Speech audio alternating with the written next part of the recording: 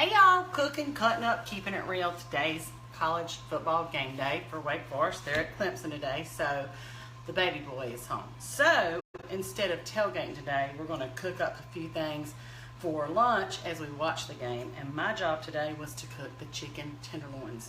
Now this is one of my favorite recipes and definitely one of the boys' favorite recipes. It's pretty easy. Put your oven on 400 degrees. I have sprayed I covered my pan so I won't have to wash it, hopefully, with heavy aluminum foil and then a rack on top. And then I sprayed that liberally with Pam cooking spray.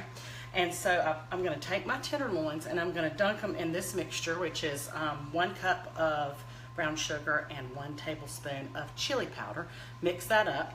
And then you're going to take my hands are clean, you're going to take your tenderloins and just kind of push them down in there. Get them coated good, and then I've taken a pound of bacon and I've cut it into thirds because I had so many to do. You can cut it in half and you'll get the chicken tender wrapped a little more completely than that. But I thirded it today just because I only had 1 pound, and that's why we're rolling. I'm going to put these in a 400-degree oven for 20 to 25 minutes until they're brown, done in the middle, and the bacon is done on the outside. I'll show you a picture of the finished product when I've got them out of the oven, and try them. They're great.